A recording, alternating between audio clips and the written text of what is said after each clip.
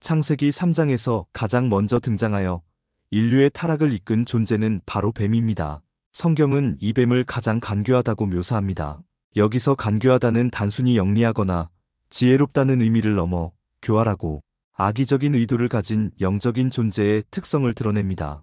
뱀은 하와에게 접근하여 하나님의 말씀을 교묘하게 왜곡하고 진리에 대한 의심을 불러일으킵니다.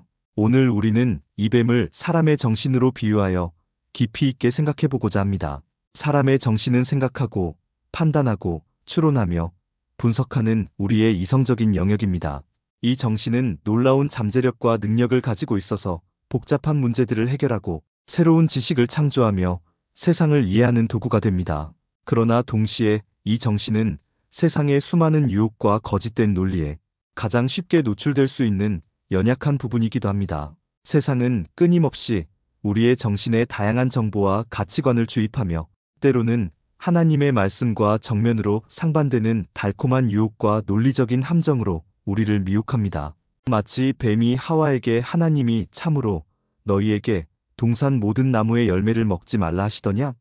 라고 질문하며 하나님의 선하심과 명령의 진정성에 대한 의심을 심었듯이 우리의 정신은 때때로 하나님의 선하심과 말씀의 절대적인 진정성을 의심하게 만들 수 있습니다. 사탄은 이러한 뱀과 같은 우리의 정신을 도구 삼아 하나님과 우리 사이의 관계를 깨뜨리고자 끊임없이 시도합니다.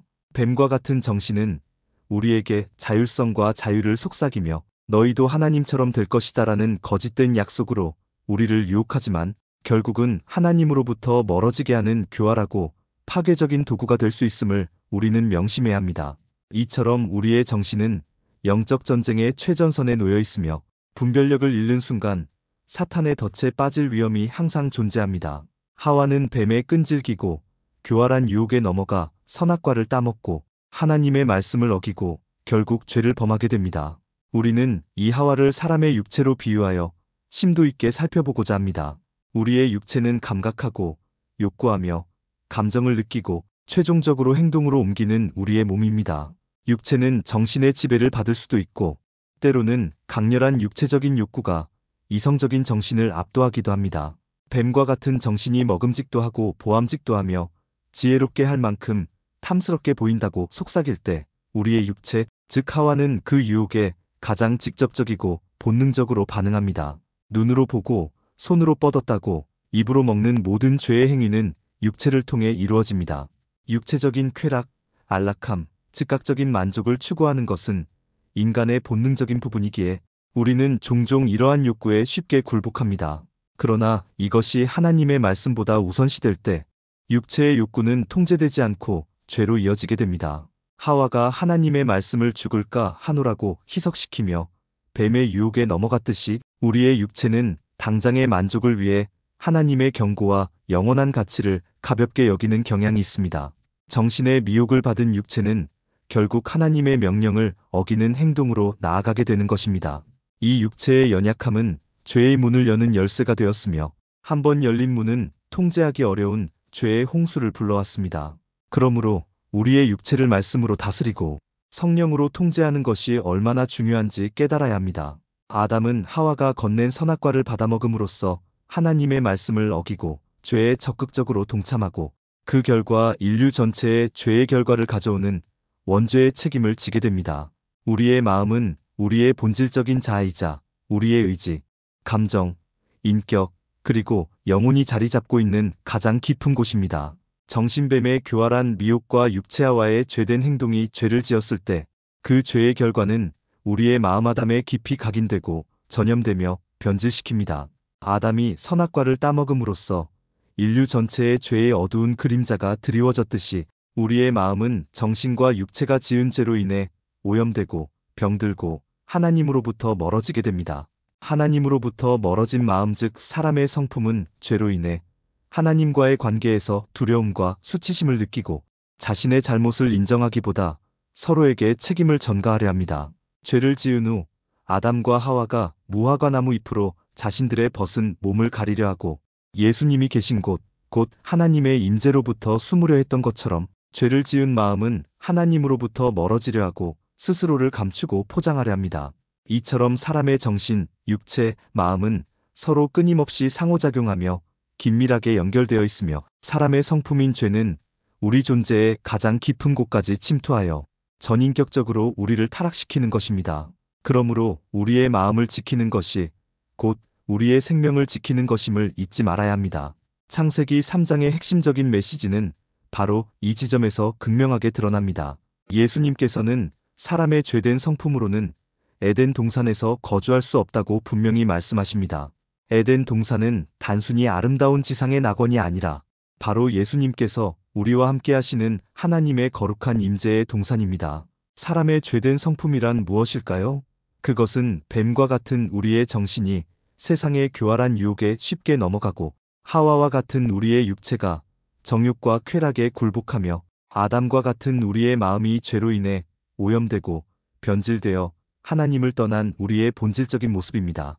이러한 죄된 성품으로는 거룩하시고 순결하신 예수님의 임재 앞에 결코 설 수 없음을 이 말씀은 우리에게 명확하게 보여줍니다. 아담과 하와가 선악과를 따먹은 결과 에덴 동산에서 밖으로 쫓겨난 것은 그들의 죄된 성품으로부터 하나님의 거룩하고 완전한 임재와 더 이상 공존할 수 없음을 상징적으로 그리고 비극적으로 보여주는 사건입니다. 예수님은 우리가 스스로의 힘으로는 결코 들어갈 수 없는 에덴 동산, 즉 하나님의 완전한 임재와 영원한 생명이 있는 곳으로 우리를 초대하고 계시며 그 길은 오직 예수님을 통해서만 열립니다. 우리의 힘과 노력으로는 죄의 장벽을 넘을 수 없기에 오직 예수님의 은혜만이 우리를 에덴으로 인도할 수 있습니다. 그렇다면 우리는 어떻게 해야 예수님이 계신 곳 하나님의 참된 에덴에서 거할 수 있을까요? 바로 하나님의 성품으로 새로 지어지는 것입니다.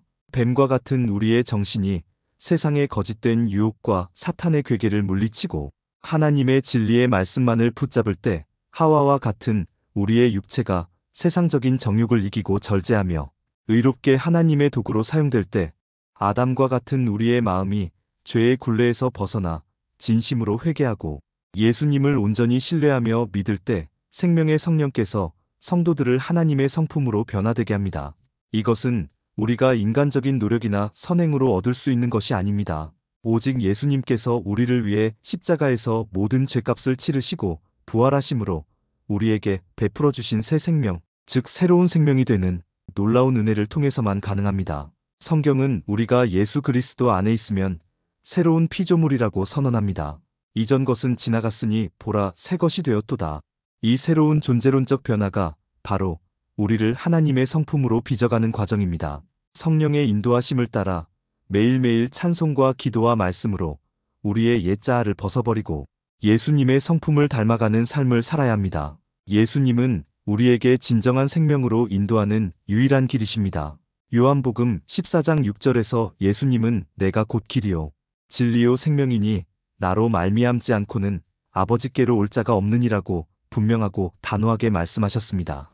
우리의 정신이 아무리 뛰어나고 탁월하며 우리의 육체가 아무리 건강하고 아름다우며 우리의 마음이 아무리 인간적으로 선하고 따뜻하다 할지라도 죄로 오염된 사람의 성품으로는 결코 영원한 생명이 있는 예수님께로 나아갈 수 없습니다.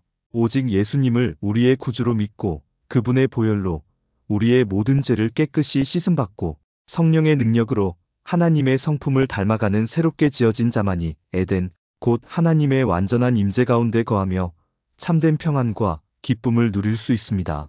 예수님은 우리가 죄로 인해 잃어버린 에덴, 곧 하나님과의 친밀하고 영원한 관계를 회복시켜 주시기 위해 이 땅에 육신을 입고 오셨습니다. 그분은 우리를 영원한 사망의 길에서 영원한 생명의 길로 인도하시며 죄와 저주의 사슬로부터 우리를 완전하게 구원하십니다. 예수님 안에서 우리는 새로운 피조물이 되어 이전의 죄된 성품을 벗어버리고 하나님의 거룩한 성품을 덧입게 됩니다. 이는 우리에게 주어진 가장 큰 선물이며 가장 위대한 변화입니다. 우리는 이 변화를 통해 예수님의 빛을 세상에 비추는 존재가 되는 것입니다. 우리는 종종 우리의 정신뱀이 주는 세상적인 지혜나 우리의 육체화가 추구하는 일시적인 쾌락 혹은 우리의 마음아담이 원하는 인간적인 만족을 따라 살아가려 합니다. 이러한 것들이 잠시 동안 우리에게 만족을 줄 수는 있지만 결국은 우리를 예수님께로부터 멀어지게 하고 진정한 생명을 찾지 못하게 합니다. 오늘 이 시간 우리 자신을 깊이 돌아봅시다. 나의 정신은 무엇에 미혹되고 있으며 어떤 거짓된 사상에 사로잡혀 있는가? 나의 육체는 무엇을 쫓고 있으며 어떤 정욕에 이끌리고 있는가? 나의 마음은 여전히 죄의 그림자 아래 있으며 하나님으로부터 멀어져 있는가? 이 질문들에 정직하게 답하고 우리의 모든 죄와 연약함을 고백하며 예수님께 우리의 모든 것을 온전히 내어드릴 때 우리는 참된 자유와 영원한 생명을 경험하게 될 것입니다.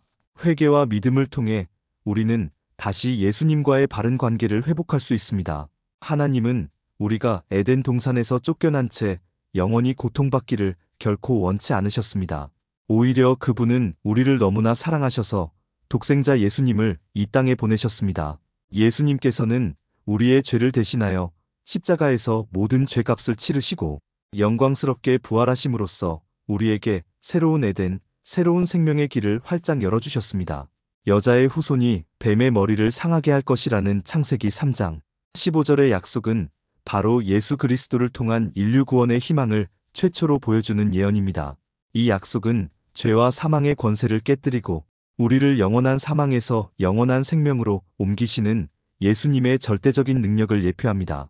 예수님은 우리가 죄로 인해 잃어버린 모든 것, 즉 하나님과의 친밀한 교제, 영원한 생명, 참된 평강과 기쁨을 온전히 회복시켜 주시는 유일한 분이십니다.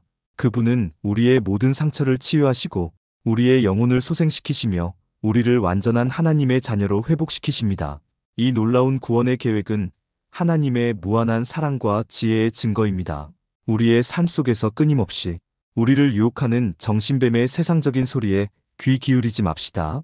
육체와의 순간적인 정욕과 쾌락에 이끌리지 맙시다.